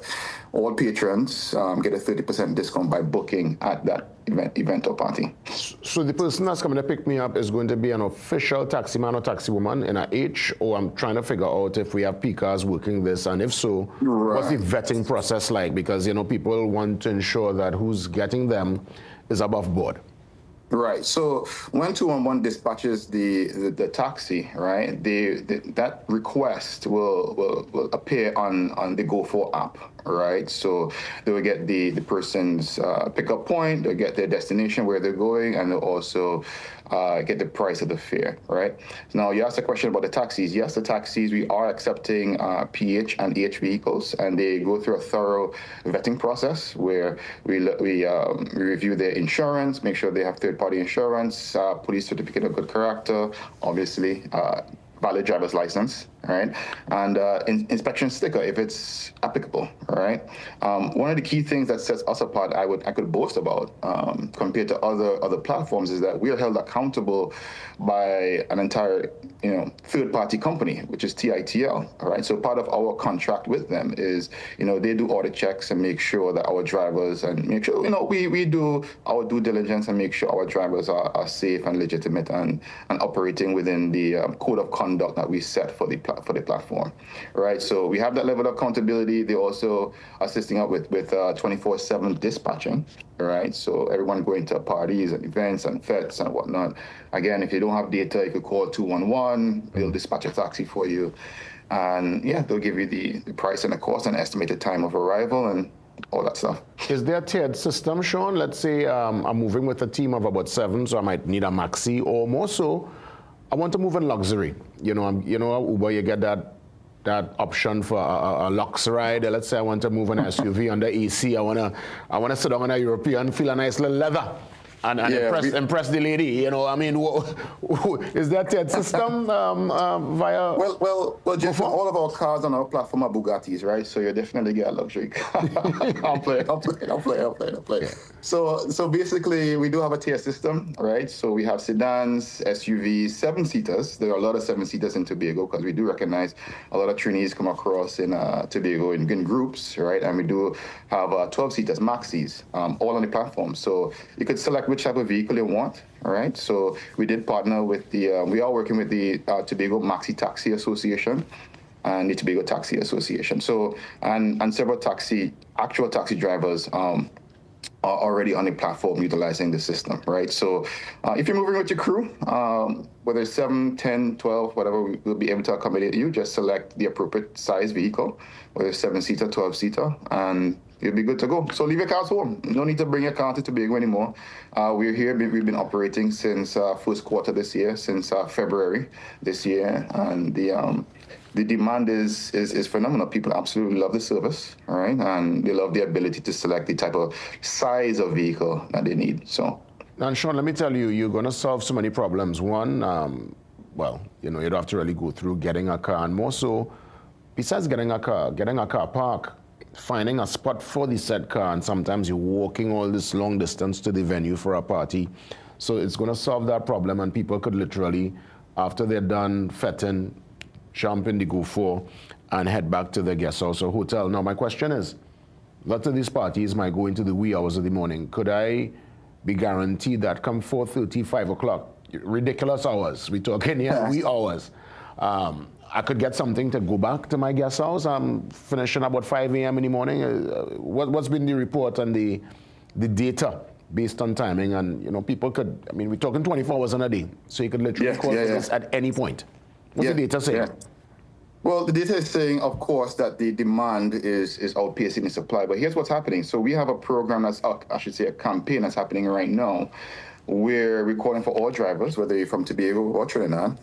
If you're from Trinidad and you have a car, you can actually come across Tobago and make some money, right? So we have a campaign that's going on right now with our marketing team where drivers that sign up within the month of September, right, they could utilize the platform for free in October, which includes October Carnival. So there's a huge economic opportunity for not only people in Tobago, but for people in Trinidad who want to provide that service. I'm sure there's a lot of people in Trinidad that already know about rideshare and all of this stuff, right? So, yeah, if you want to come across to Tobago and assist with the supply of drivers and stuff, certainly sign up. If you sign up within before the month of September ends, right, you'll be able to utilize the platform for free, make as much money as you can, and utilize it for October Carnival and beyond.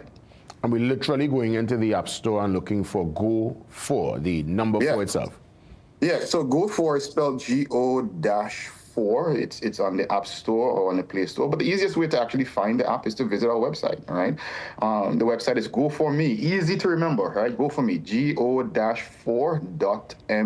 not .com, but .me. So it's already in local dialect. Go for me, go for this, go for that, go for me, all right? So Go For, again, spelled go-4. .me, and yeah, just click Get Started, and you can download either the passenger app or the driver app, and you're good to go. Once you sign up, get approved, you have your police certificate of good character, valid insurance. Yeah, you get approved within a day or two, and yeah, you could go online in Tobago for Tobago Carnival, make some money, commission free, right? So it's a new platform. Definitely want to get people in Tobago accustomed to it, and get let trainees coming across to Tobago, get that ubiquitous transportation wherever they're going, because yeah, there's going to be a lot of parties and events and stuff. So one thing I definitely want to bring across to the public is that we definitely have partnered with the Tobago Promoters Association, right? So what that means is all of the parties and events and limes and last laps and hangouts and all this stuff, we will be having pickup points at these parties, at these fetes. So once you see that, right, you will get an automatic 30% discount to go anywhere in Tobago just by attending the party or the fete, right?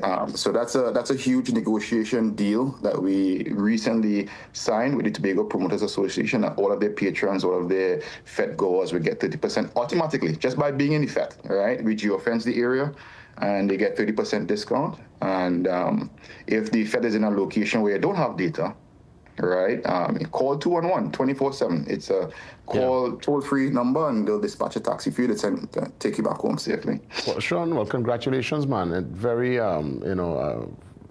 strong business model, very relevant in time for Tobago Carnival, and I would say beyond. It's not just a Tobago Carnival development here. This is absolutely not. Absolutely for the long haul. And have a safe one out there. See you for Tobago Carnival, and we look forward to the Tobago Day. By all means, whenever we touch base again, I would love to know how things went. All the best, Sean. Yes, thanks for touching in. All right. Sean De Freitas, founder of Go For Rideshare Service. Just in time, well, it's already up and running, but Tobago Carnival, this is a great problem solver for those who, whether you're a car guy rental or you don't want to have that responsibility. Sounds good. Go For Rideshare Service. Well said. Well done. We take a pause. We come back and get into, I would imagine, some of the housekeeping details. And later on, TKR manager, Colin Board, the team manager, steps in to tell us what's happening with TKR and just the CPL conversation for this 2026. Much more after these.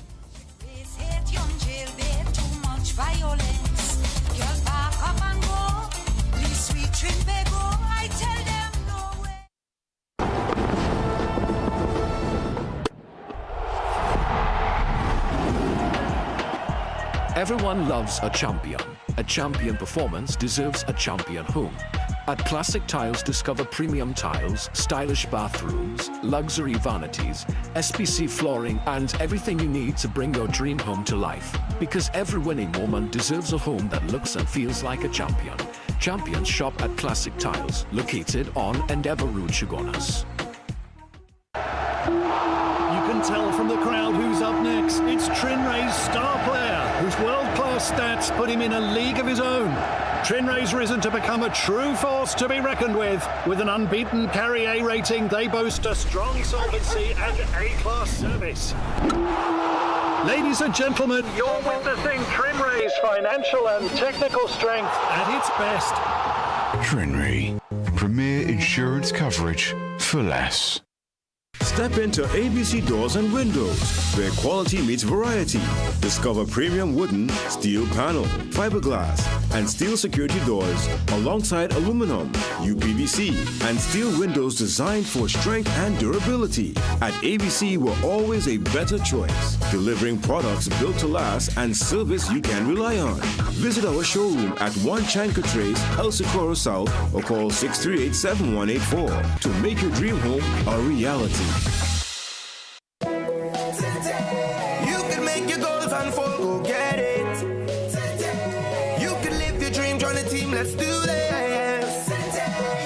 You can get the help you need to succeed with Rand Credit Union. You can believe that you can achieve. Big goals, small ones too. Rand Credit Union, we've got you. No more waiting, that won't do. Make someday today. One life, so make it good. Live the way you know you should. With Rand Credit Union, yes you could. Make someday today. Live your best life today with Rand Credit Union. The biggest party in sport is back. Catch every TKR March live and exclusively on CNC3, August 7th through September 20th. You don't want to miss the action. The Republic Bank CPL 2026, only on CNC3. Passion, energy, and cricket live here. Brought to you by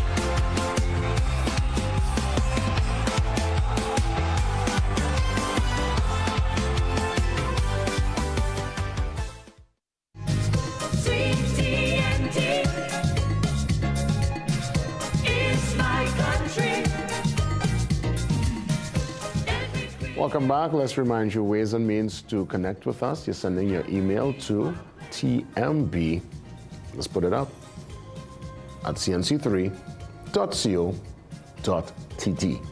All right? The Morning Brew, TMB, we shorten it. Really simple, at cnc3.co.tt. And I would say, you know, within a couple of days, or hopefully within the week, we'll get a chance to, you know, just get into that conversation. Certainly, I look forward, and I know you'll enjoy it. We always make sure everyone is comfortable and we get the information out. I really enjoy that early morning conversation, like how we just had that rideshare business. Oh, that's what you're talking about, man. Just sharing great information. That's the mission. Let's move now to the social media handles. Instagram, Facebook, X, very active. Lots of information, local, regional, and international. It's available, and not only via the social media feed, the mobile app. Oh yes, our CNC3 mobile app, your #1 source for verified breaking news, all your favorite content on demand, and programming details. Get it today. We head to the Trinidad and Tobago Guardian, the guardian of democracy, 108 years of legacy. We are part of the Trinbago fabric, bringing you all developments. And I look forward especially to the opinion page, because that's where we hear in real time, just like how we take the calls, just people's take on what's happening with the news cycle. And if you want to enjoy the digital Guardian, you could enjoy it via guardian.co.tt to get your subscription today. Let's move to our food for thought. We call this segment Something to Think About, Words to Inspire. Action is the fundamental key to all success. Again, action, the fundamental key to all success. You have to just make an attempt, just make it happen, just do. You got to do. You think about it first, but then there needs to be action, real, feasible, tangible action. Let's head across to the weather report. Sagoni is standing by to tell us what's going on today and just give us a little insight into the rest of the week. Sagoni, good morning. Hi there, I'm Sigoni Mohammed with your daily dose of weather. There's not much happening in the Atlantic right now, and that's exactly how we like it. The Atlantic Basin remains quiet with no tropical cyclonic activity expected at this time, so there's nothing of concern for us to track except for a few tropical waves that will be passing in the area. Now, closer to home, conditions remain mostly settled at this time, although a mild concentration of Saharan dust continues to add some haze to our skies. For the rest of today, we do expect sunny, steamy temperatures, mind you, with slightly hazy and at times breezy conditions across Trinidad and also in Tobago. Now, a few partly cloudy spells may interrupt the sunshine, but significant rainfall is not expected. As we head into the evening and even into tonight, there's just a chance of an isolated shower before conditions become increasingly settled. If you're heading offshore at sea, conditions remain slight to moderate, providing generally manageable conditions for most marine activities. activities, with winds remaining light and coming out from the east to southeast. Now, there's no significant marine weather in effect at this time, making for relatively smooth conditions for those of you venturing offshore. So it's a quiet tropical Atlantic, plenty of sunshine at home, and only a low chance of a shower later today, with a fairly settled end to the day. That's your forecast, and that's it from me. Thank you, Segoni. Weather report. This and once we get the time, because time is of the essence sometimes. So obviously, once the time permits, we will always bring that weather report. So thanks as always, Segoni. Let's take the pause. We come back as promised. We will be checking in later on with TKR's manager. That's right, Colin Board. It's all about the CPL Breakfast Show. Let's hear the latest via TKR and the expectations for CPL 2026.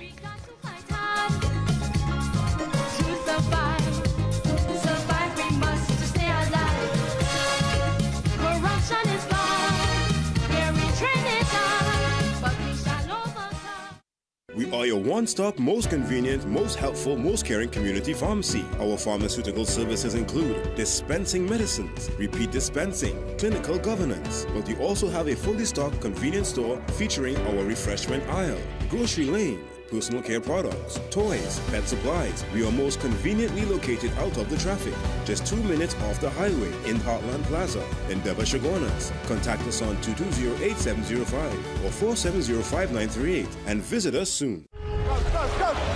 The biggest party in sport is back. Catch every TKR March live and exclusively on CNC3, August 7th through September 20th. You don't want to miss the action. The Republic Bank CPL 2026, only on CNC3. Passion, energy, and cricket live here. Brought to you by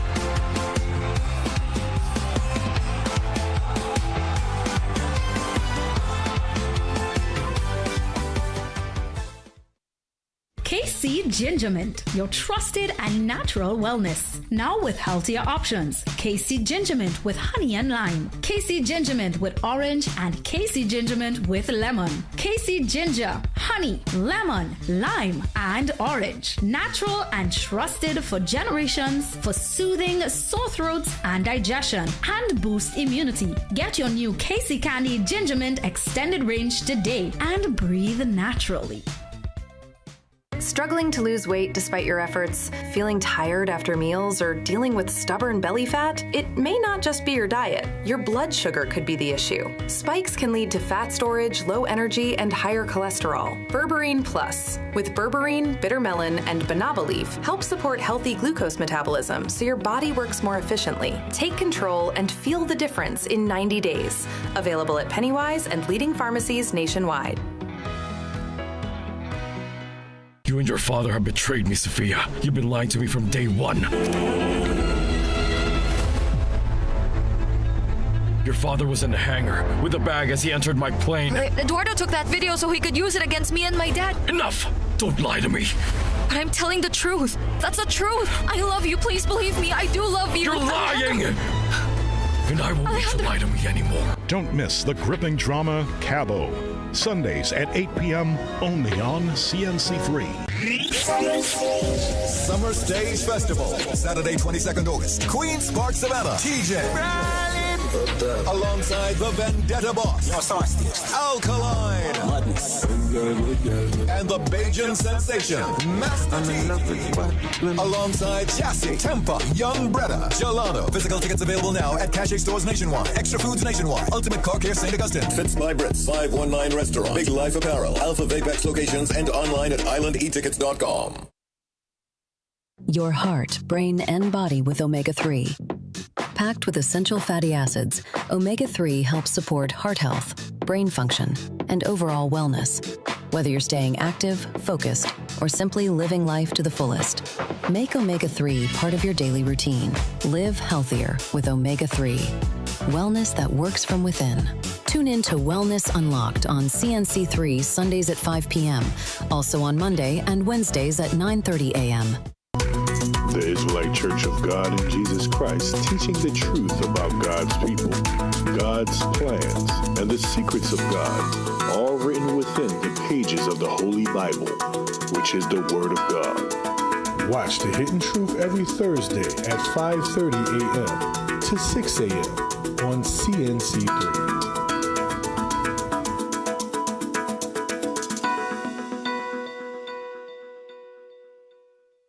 Hi, Sunil Narayan here, and for the longest while, I've been looking for a place in Central to call home.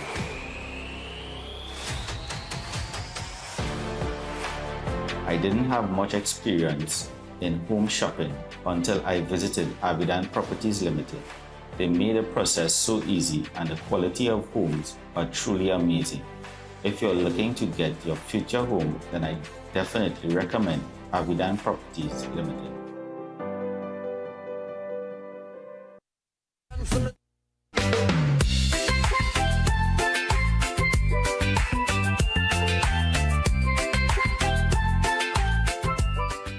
That's right. Welcome to the CPL Breakfast Show, that time of the year where the TKR manager steps in for our annual conversation. Colin Boyd joins me on the phone line. Colin, good morning to you. And as always, great to have you on, man. Welcome.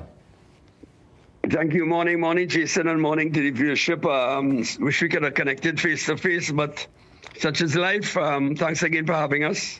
Of course, always a pleasure. And you're in strong voice this morning, and rightfully so, because so far the team not looking, I mean, despite the little blimp we had over the weekend, the team seems to be firing on all cylinders, and I guess they're looking for that record 6th title. How does the camp feel? What's the mood within the team?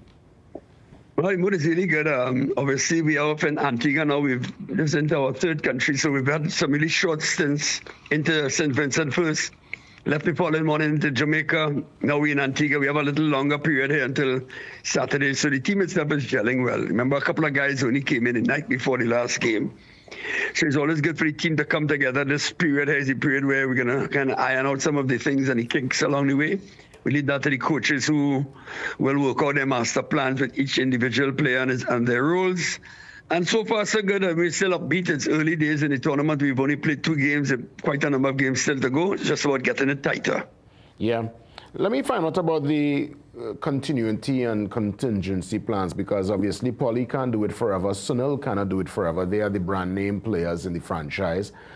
I recognize, of course, some younger ones coming in. What's the mindset as we look towards the next, let's say, 3, 5, 10 years of TKR? Yeah, good question, Jason. Certainly that is something that is at the forefront of the franchise's mind.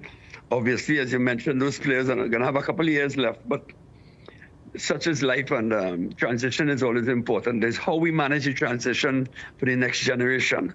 I think we've continued with these players, obviously, because first and foremost, they still have the ability to do it, as proven last year.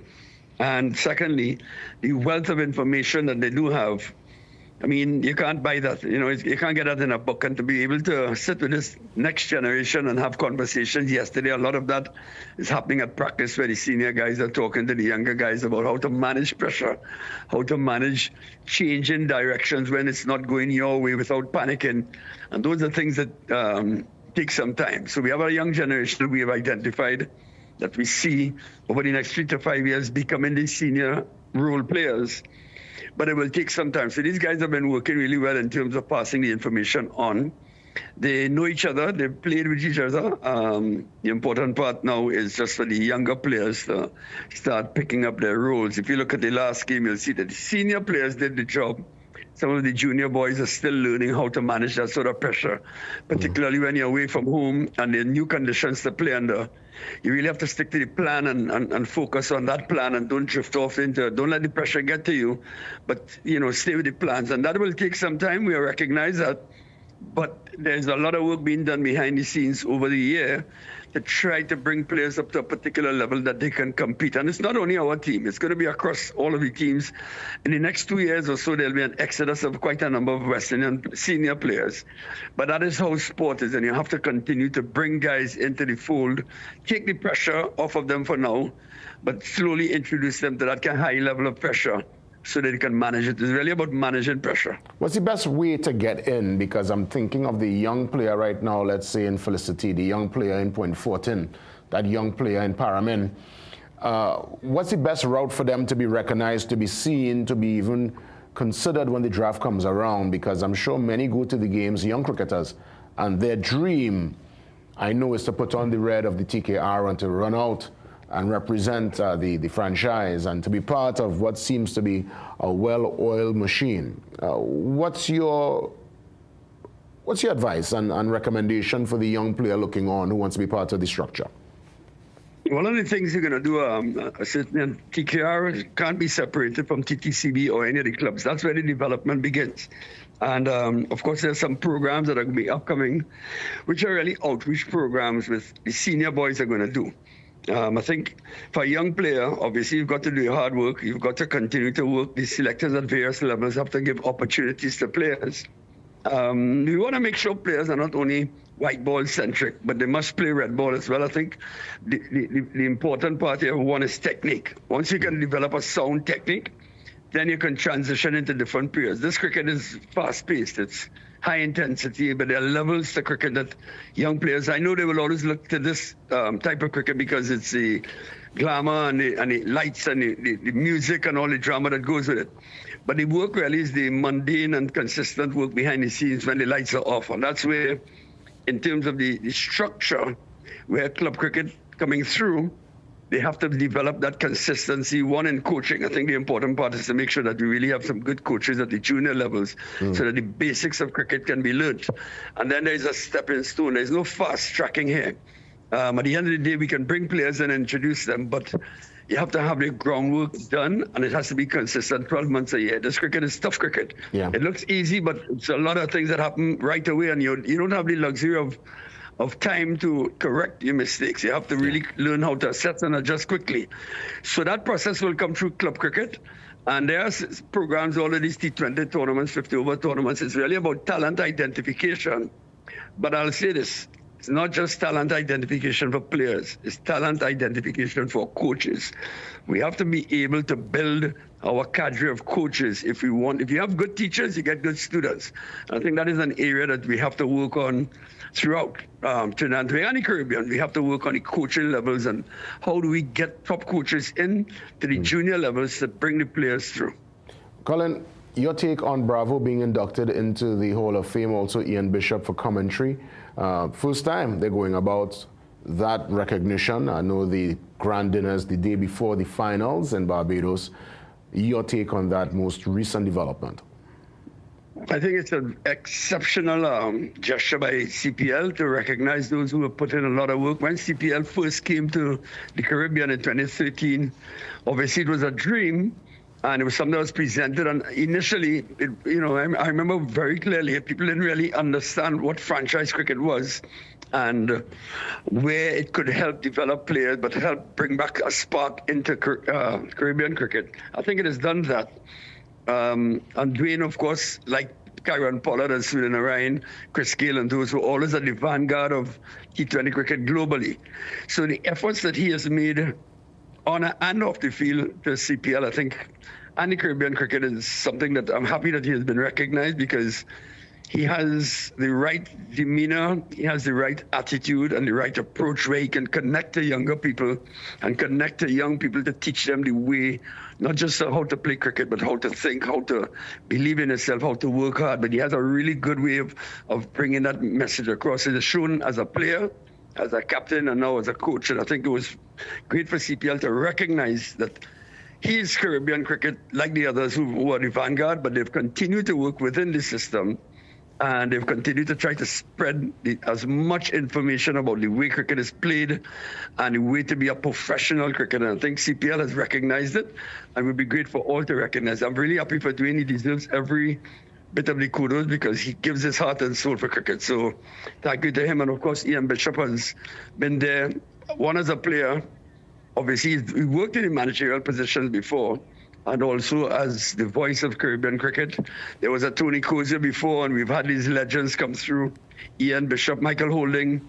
Ian Bishop has continued to do that, and has continued to share the essence of Caribbean cricket. So for both gentlemen, I want to give them kudos and hats off to them. They deserve everything that they do get. Colin, really quick before we get into Saturday's game, merch, I bring up that every year. Yes, you do. For all the TKR fans, and especially the children, because I know, yes, the adults, the women will have the TKR T-shirts, but I love to see children also in merch. What's going on with the merchandise, the jerseys, the T-shirts?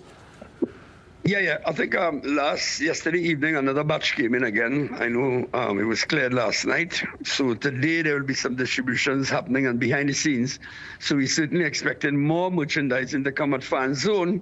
Really is the distributor for it. I'm not quite sure what stock they have at the moment, but I do know that they've been selling really quickly. And as much as we can bring out of India, it's going off the chart. So there are kids' jerseys, but I will just confirm this morning with the guy who had brought it in. I think he sent me something late this morning, so I'll go through. But I certainly know that they did bring kids stuff in as well. Fan Zone is the place to go to get those jerseys. And as I said, we've just replenished. And if we need more, we send again. But I think the jerseys have been selling way more than expected. And I suppose that's good news for a team that obviously is something that people love wearing the jerseys and representing TKR. So yeah, merch is important. I mean, people.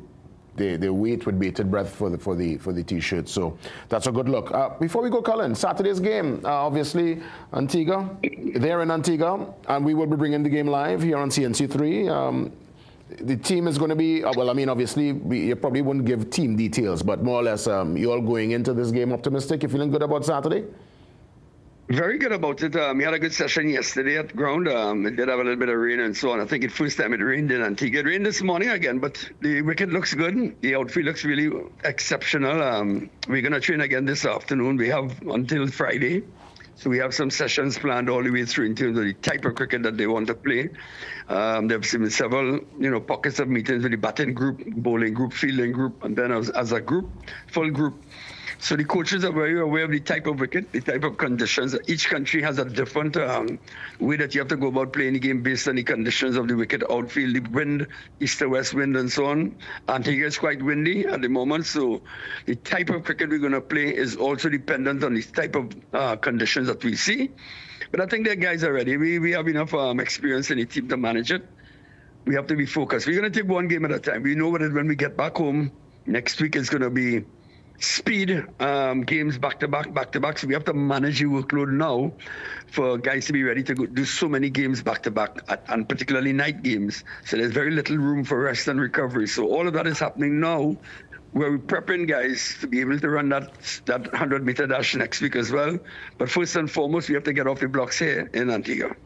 Well, Colin, as we wrap things up, I recognize this year BPTT coming on board, so many stepping in. The sponsors are really aligning themselves at what they see as a champion team, a team that is making some major inroads. Just a couple seconds, because we're looking to wrap things up now. Just your take on the sponsorship and the outpouring of support for 2026. I think it's exceptional. We built new partnerships. That is really important. Like in life, partnerships are the most important and most powerful thing that you can do is build partnerships with people, companies, and align yourself with something that's really good and positive. And be happy that they've all come on board, because obviously they see something that we're doing well, and obviously we want to make sure that we continue the partnership, not with just only corporate Trinidad and Tobago, but we want to continue with the people. We want to continue that relationship with the people that support us. So we never could forget the fans. They're the most important ones. I want to thank everybody for coming on board, continuing this support, and we hope that we, make you guys proud in the next couple of weeks. Colin, thanks as always, man. I always look forward to our annual CPL discussion, and today was the day. Yes. All the best. Yes, my brother. Thank you so much. See you next week when you make it home. Yeah, all the best. Thank you. That's right. And Saturday's game is going to be live. TKR games are live on CNC3. And the game from last evening where Jamaica would have won, that game is happening today at 1 p.m. Kudos to the Kingsmen. Kingsmen winning there at Sabina Park last evening. Great win there for Jamaica. So CPL in full swing and all the action right here on CNC3. Cricket, lovely cricket. T20 cricket, the biggest party in sport. And from next week, the Oval is going to be alive as TKR takes to the pitch here at home. Have a great one, TNT. It's been a tremendous show today, as always. Thanks for tuning in. God spare. I'm back for more tomorrow. Until then, be safe. I dressing up in my red, white, and black.